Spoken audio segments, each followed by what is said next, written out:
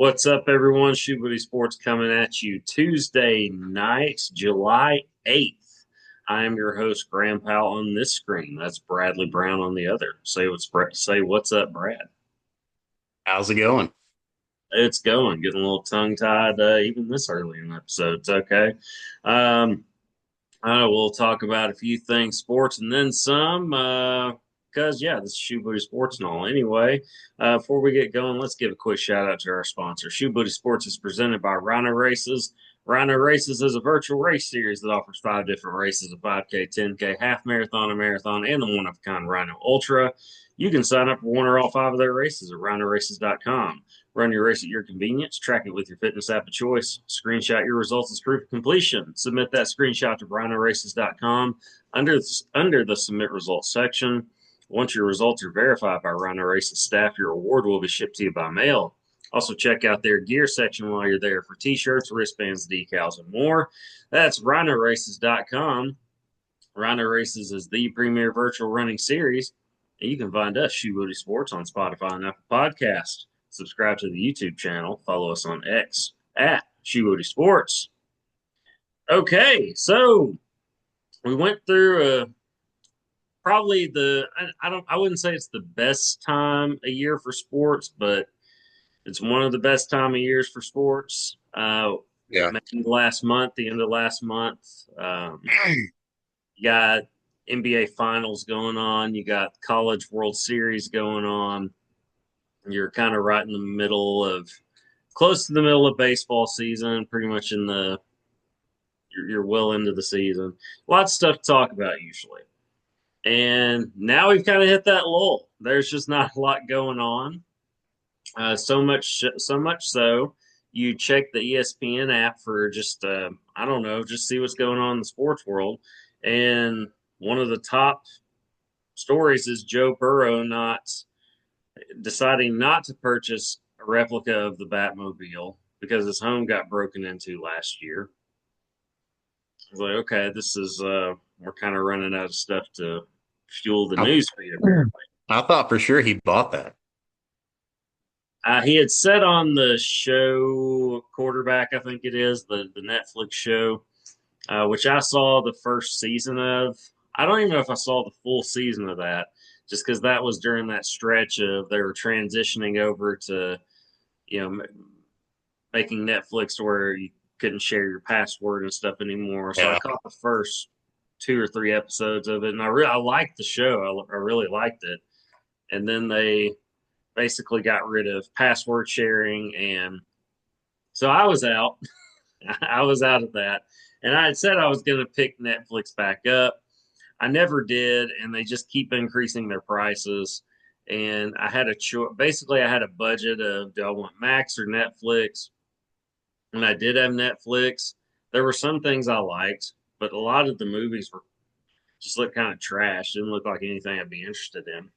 So there's a Yeah. lot of HBO shows I want to watch that I haven't or wanted to catch up on. I'm going to go with that instead. I made that decision a couple of years ago. Have not regretted that purchase since. I've been with Max since then. Not bashing Netflix, just saying I haven't seen the show. Quarterback, I did like that show. He they go on to talk about his home, him talking about possibly moving since everybody knows where he lives now because it made news. You know, the burglars broke into his house, stole his things, and then posted about it on social media. Am I remembering that right? Yeah. So I believe really, you're remembering it right. Yeah. They weren't that smart about it.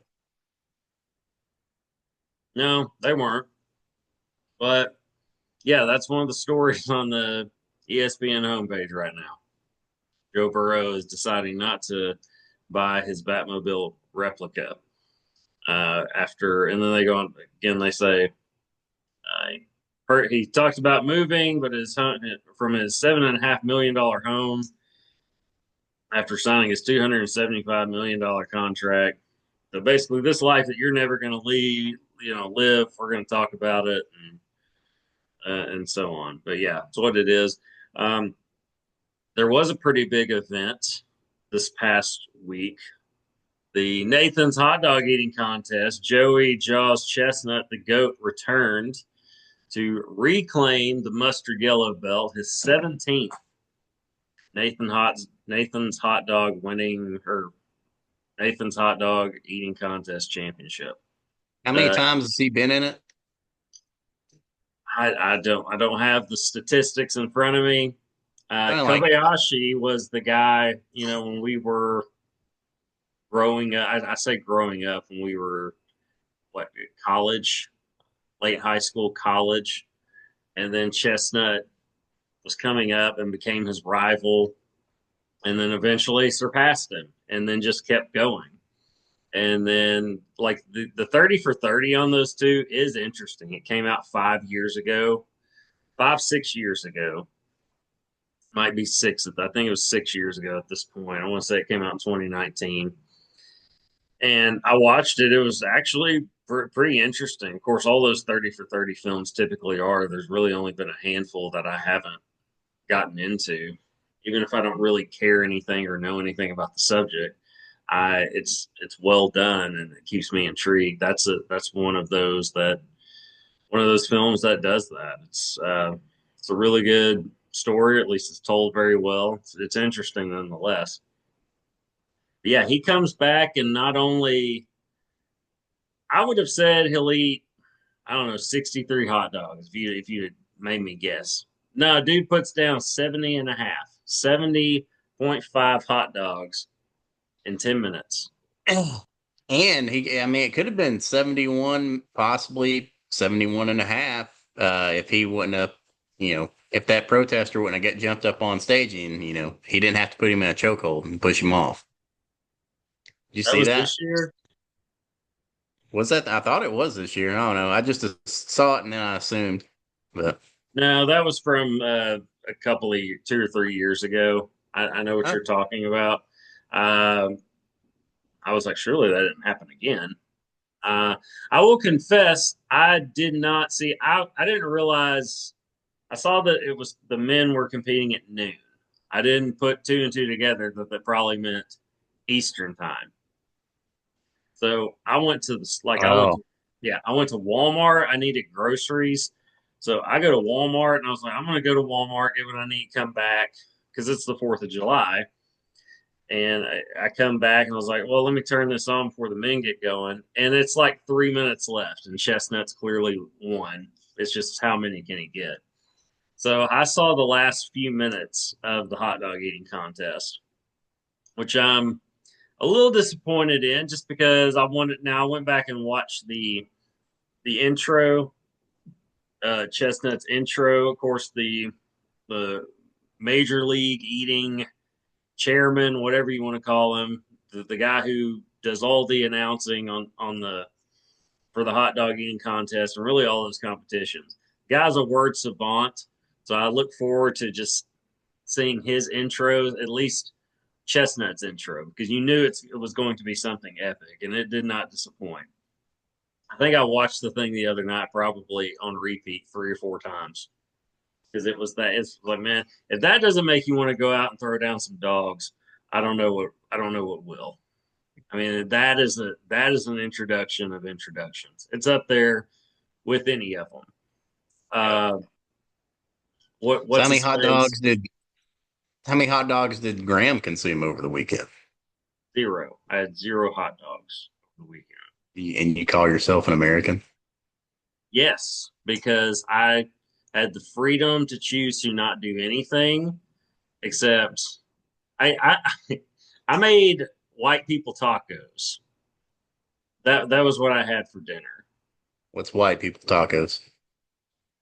You know what white people tacos are? It's just ground beef and like so and tortillas with some cheese, and I didn't even have lettuce, tomato. my my kind of tacos, man.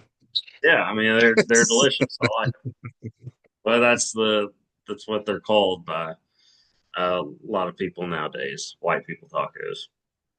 Uh, Um, they're very good. I did not have. I forgot to get taco seasoning though, so I had to just salt, pepper, garlic powder, and onion powder it.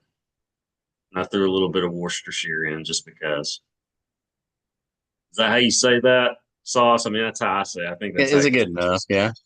How do you say it? Worcestershire? That's pretty good. I've heard some pretty bad Oh ways yeah. It said. gets butchered daily. So So yeah, that's what we're talking about on the show, everyone. I guess it is that time of year as far as sports go.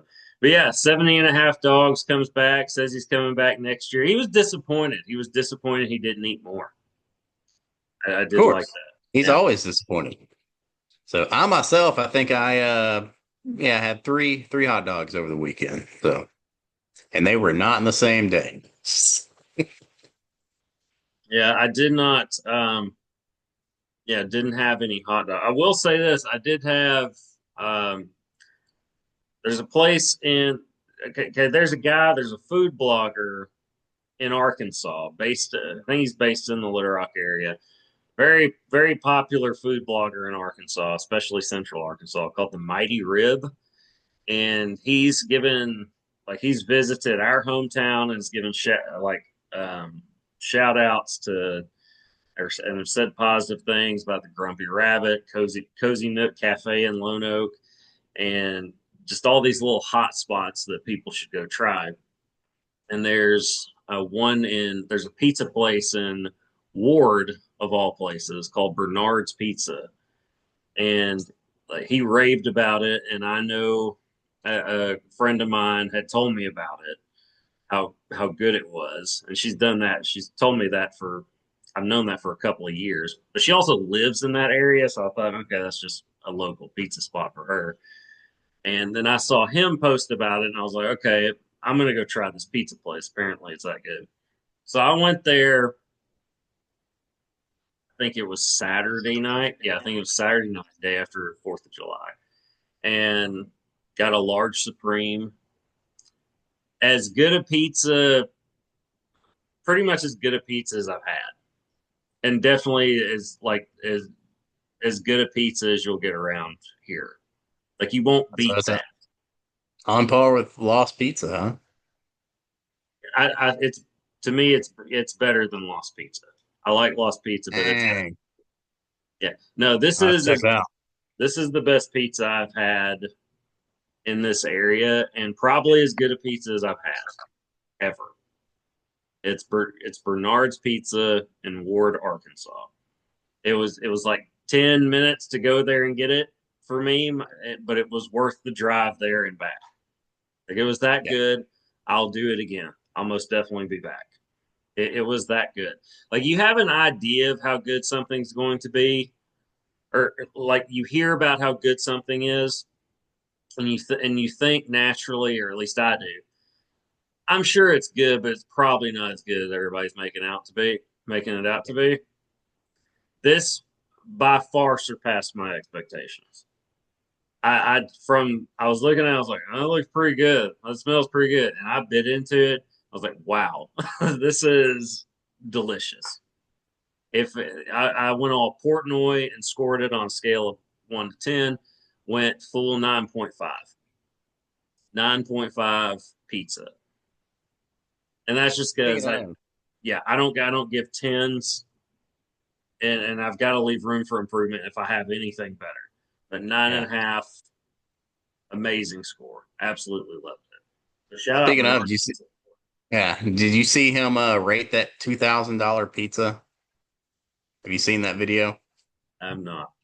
So he rated it a 0.0. It was I don't know what all was on it, but it had like gold flakes and some Oh, other stuff gross. on there. Yeah, and he said, yeah, it was disgusting. But Yeah, if you're going to charge that much for pizza, you're going to get a harsh score if it doesn't deliver. And like the Salt Bay guy has a gold steak like that. It's like a gold tomahawk ribeye, and everybody says it's like no, it's like a ribeye with this gold crap over it. There's nothing yeah, special about it. I would never pay that much for any food item. If I had more money and I knew what to do with, I still wouldn't. yeah. How much does a whole cow go for nowadays? I might spend whatever that is. You can get a lot of meals out of that, but Yes, but that's different. yeah. That's this isn't one meal, yeah, or like one pizza or one steak or something like that. I did not see that. I'll have to check it out. Where was this place? Oh, I don't know. It was somebody delivered it to him. So Okay. Well, yeah, I haven't checked out his many of his pizza reviews in a while, so I'll need to play catch up whenever I get some time to do that next month because I'm going to have a very busy month. We'll get to that at the end of the show, but there is one. Well, we can talk a little baseball. We have the All-Star break coming up. By the way, I watched my St. Louis Cardinals for the it was second not a time. good weekend, yeah, to watch the Cardinals. Okay, well, I've watched them two times. I've gotten to sit down and watch them twice. The first They got time throttled both was, times. yeah, a couple of months back. They played the Red Sox. I think they lost 13-1, and it was over early. Well, This time around was Sunday night playing your arch rival Cubs. And 11-0. 11-0 Cubs. And the Cubs are better. The Cubs are a better yeah, team. But come on, man. That's just widen embarrassing. that gap. So That's embarrassing. I mean, yeah, 11 World Series still beats three. Math is still math. But man, it's 2011 feels like forever ago at this point. It's so much so I did it. I finally caved. I bought a Phillies hat. I bought a Philadelphia Phillies hat. okay. I You're not gonna break it out? I Well, thought it's you were not. about. It hasn't gotten Oh, here yet. I bought it okay. literally. I think it was yesterday. Actually, I think it was yesterday. Bought it on Amazon. I got a baby blue with the maroon like P on it. Yeah. Clean hat, and it was like $30. So like I'm not paying $50 for a hat unless it's that traveler's. Even then, that traveler's hat that I love, I didn't pay for it. It was a gift.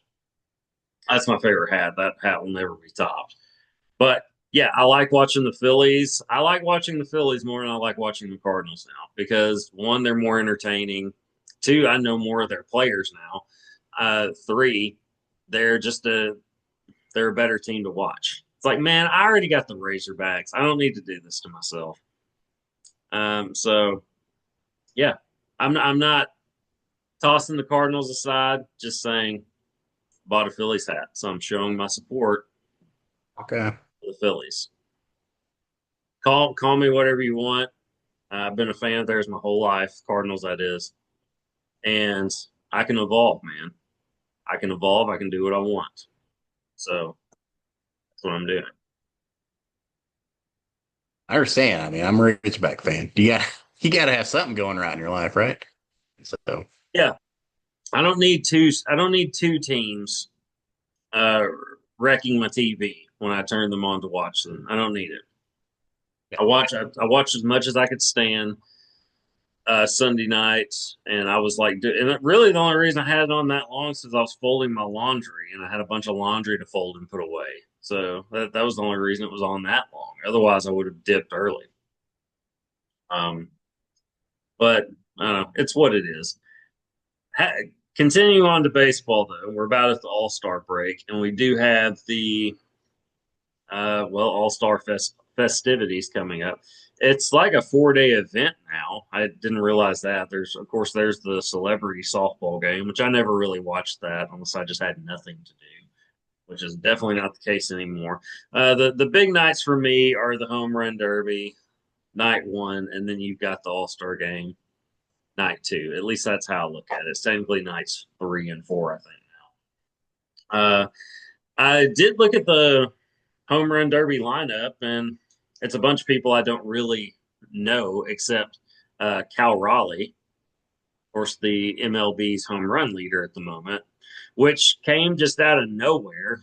I mean, I guess I guess I'm a casual baseball fan now, just because I don't know the players like I used to, just because I don't have time to sit down and watch, and I have a lot of streaming options. So I'm not just going to be watching baseball. I'll watch the teams that I like when I have time to do so, and that's going to be it. But and of course postseason and all that, World Series definitely. But yeah, Cal Raleigh is going to be in the home run derby, so if I can, I'm going to tune in to check him out because I haven't seen him play. What do you know about this guy? MLB's home run leader, catcher, by the way. Uh, is he the uh shit the big dumper? Is that who they're calling the big dumper from the Mariners? Yes, Yeah, correct. yeah.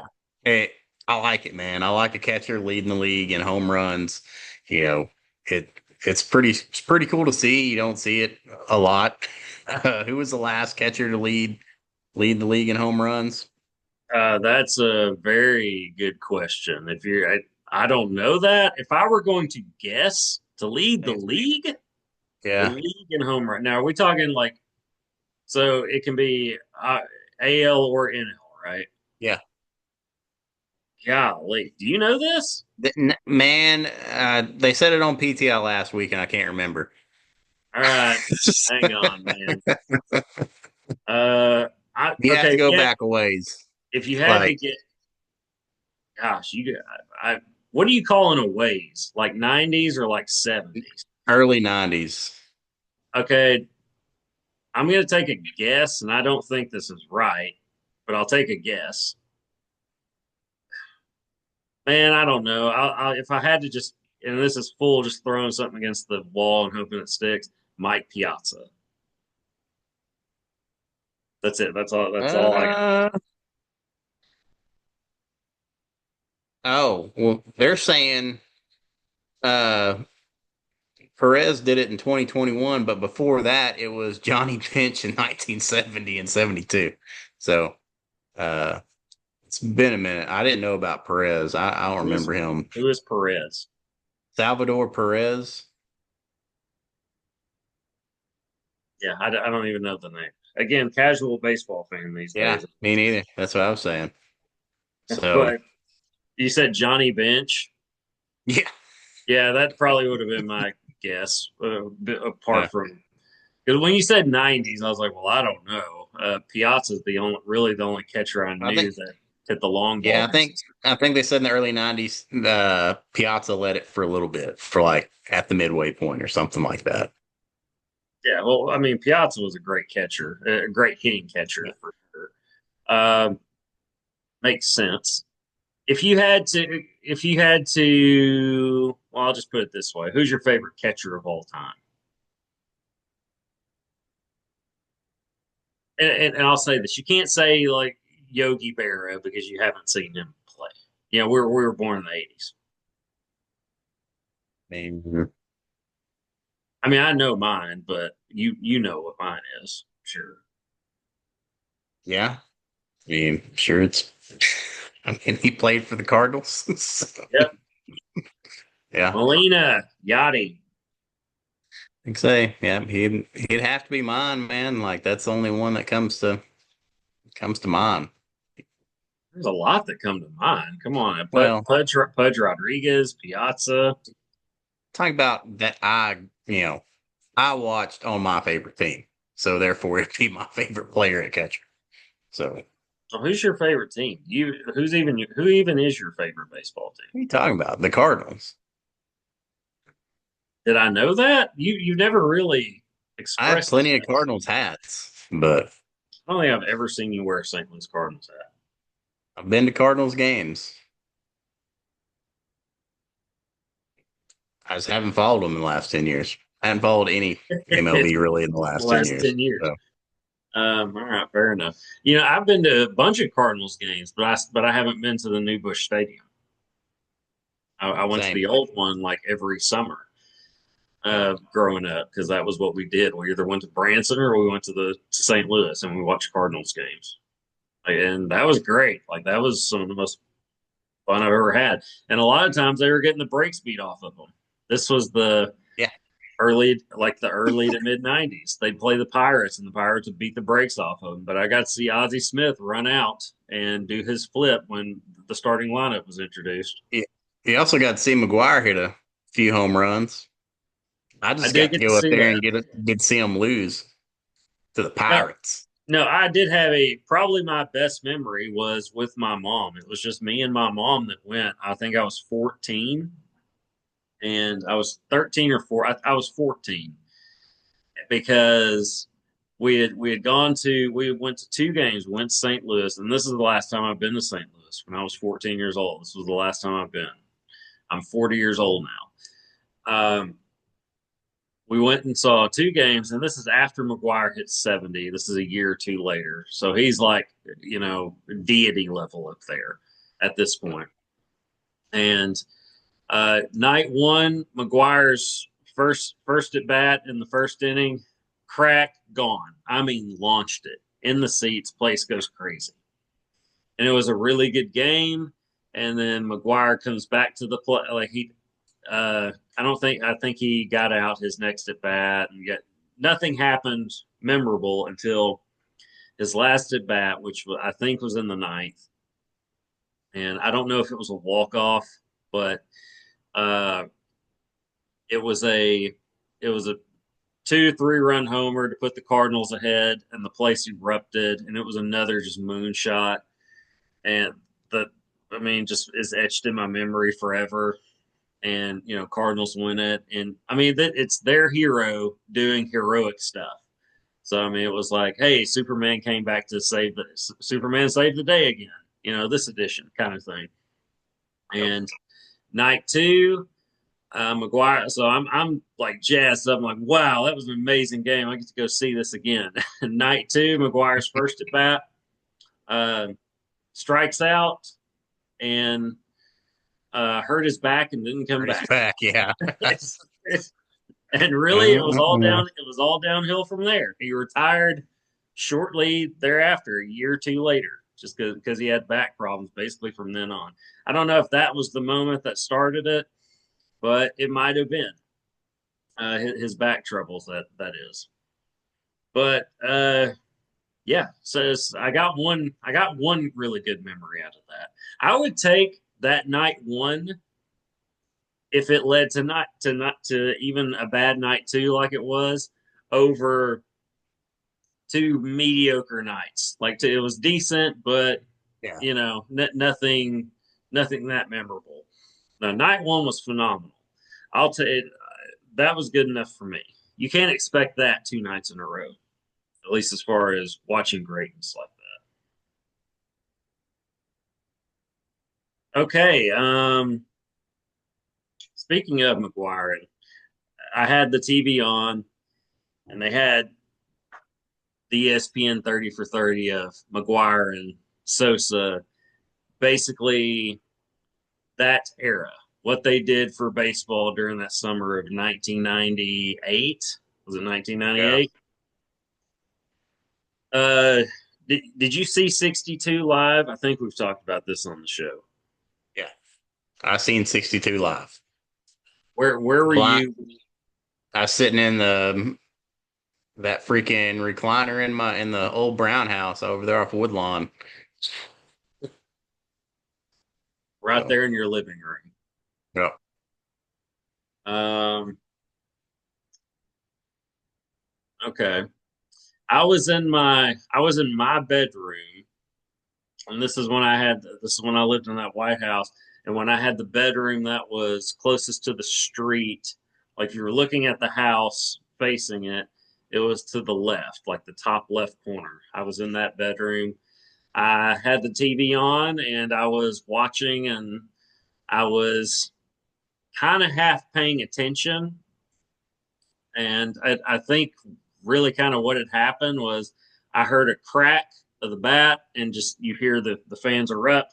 And I look, and it's like going over the fence, like boom, like a comet, like out of the It's quick sky. as a line drive, pretty much. Yeah, it was so fast that I was like, "Oh, did it go out?" And then they're like, "Yeah, everybody's celebrating." I was like, "Oh, okay. Well, that was not a moonshot or anything, but it was definitely a home run." And Yeah, awesome. I got to see that. Cool. Baseball wouldn't trade. I say what you want about that era. There was a price to come with it as far as the scandals and all that, steroids, etc. Baseball would not trade that summer for a clean summer. They wouldn't do it. They made way too much money off of it. They would Or the publicly next, say that they would, but they wouldn't. yeah, or the next couple of summers when Bonds was doing it and Sosa was continuing to do it. Like they Yeah, wouldn't trade any of those years. yeah. When that's the thing. We thought we were watching this just magical summer that because baseball can be magical. It can be a magical sport. It just can be. There's just something about it that is. But when Sosa hit 60 plus homers for 3 years in a row, you're like, okay, something's wrong. Like something's happens here. We might want to look into this stuff, Yeah, these HG8, whatever that is. We might want to look into that a little bit more. because when McGuire hit 70, we all thought that was never going to be broken. We're No, like, okay, well that's the record now. It's never going to be broken. That's the record, 70. And holy crap, 70. To go, that's the thing. Go from 61 to 70 is the record. And then 3 years later, 73 becomes the record. And I remember it not even really thinking it was that big of a deal because it yeah, had become so regular at that point. it Which is is happening crazy every to year, even every other year. it's crazy to even think that. Bonds has 73 now. Oh, okay. And I'm a kid too, so I've just got other things I'm interested in. But at the same, I still love baseball. I was like, but just the fact I wasn't just astounded by that just really says all you need to know. I remember thinking like he might get to 80. Let's see him get to 80. It's like, Uh, hey, had pitchers pitched to him, he would have gotten to 100. oh, easy. Yeah, I mean, Wasn't happening though. no, they. I mean, I watched footage uh, Buck Showalter intentionally walking Barry Bonds with the bases loaded. Just he said no. We're put him on. He told his pitcher. He said no. Put him on. We're not pitching to him, even with the bases loaded. Don't care. That's how feared that man was. Again, steroids, HGH, whatever. Say what I don't care. Barry Bonds is the best baseball player I've ever seen. He wasn't my favorite. I mean, I liked Yeah. him just watching him play. I liked watching him play. Ken Griffey Jr. was my favorite player, who's scandal free, um, and was the guy that we all thought would surpass Hank Aaron. We're like, this is the guy that's going to break Hank Aaron's record, possibly Maris's record. We thought it would be Griffey. That '98 season, Ken Griffey Jr. had that McGuire hit 70, Sosa 66. Griffey had 57. Yeah. This is 1998. This is prime Griffey Jr. at 57 dingers. And so, um, still the sweetest swing you'll ever see, Ken Griffey Jr. That is.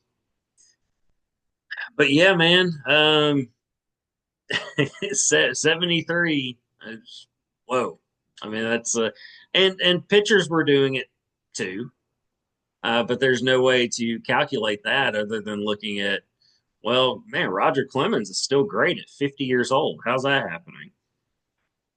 Now, granted, I mean, it's Roger Clemens. It's a Hall of Famer that takes care of himself and is also giving himself a boost. So it was a combination of all those things that led to him being still dominant at 50 years old, basically. Um, how do you look at the steroid era as far as now? Did writers have writers, and by that I mean people that vote on the Hall of Fame? Is there anything you do differently about how they've handled it as far as who they've let in the Hall of Fame and who they haven't? Is there anything you'd change about what they've done? Or do you think they've gotten it right? Because Uh, it's kind of weird because some guys that have been tied to steroid use are in the Hall of Fame RN, yeah, because they were more likable. They were more likable guys. Let's not this is act like true. that didn't have anything to do with it. Okay. I mean, of course, they don't have everything right. Like just what you said. I mean, it depends on what side of the fence you're peeking over. If he's like, hey, well, these other steroid guys are in, let's let these other ones in, or hey, we don't want any steroid guys in here at all. And then you got, of course, the Pete Rose and Shoeless Joe, the guys who gambled on the game and everything else. But I mean, which they've, I guess, made it open to where he can get in, but then it's post mortem, so a lot of good it did him. But I don't know. I think there's still some stuff they could change. I say let them all in, just throw the asterisks on it. I mean, it was one of the most entertaining eras of baseball. Like, Yeah. It's dig saved it's saved it, baseball. yeah. Like, man, Uh, yeah. You got to put them in. I mean, well, you don't have to it's because they haven't. But well, set it up, man. Steroid Hall of Fame. Set up same parking lot.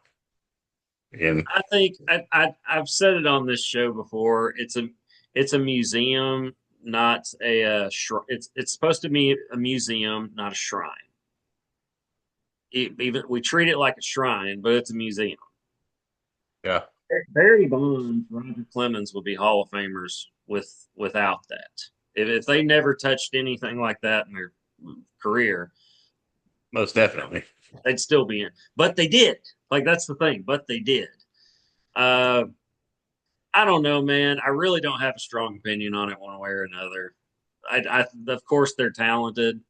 I don't know what I'd do different. I think I've said it on, or I said it on here. Well, they made Pete Rose and Shoeless Joe eligible. They were Hall of Fame caliber players, and now that they're eligible, I'd vote them in. Just because I mean they're gone. Like what are we going to do, right? They've been punished enough at this point. They can't. They didn't live to see themselves go into the Hall of Fame. Although, I mean, their careers were still great even without that. I don't know, man. It's an interesting discussion, a discussion that really we probably need an even another episode for that. But unfortunately, we're not going to get one of those, and won't for really another month. I have a commitment that's going to take up much of my time over the next month. So Bradley and I here at Shoebooty Sports are going to take really basically a 1 month hiatus from the podcast, just to give myself more time to do the thing I've committed to do. But we will be back. We're just going to take a month long vacation basically. But I think it is August 12th, maybe, when we'll be back. So don't go anywhere, even though we will for a month. Um, Must be football season. Can't wait. there you go. But we'll be back. Just going to take a short break. But until then, we'll see y'all in August. I'm Graham Powell. Brother Brown. Deuces, y'all. Peace.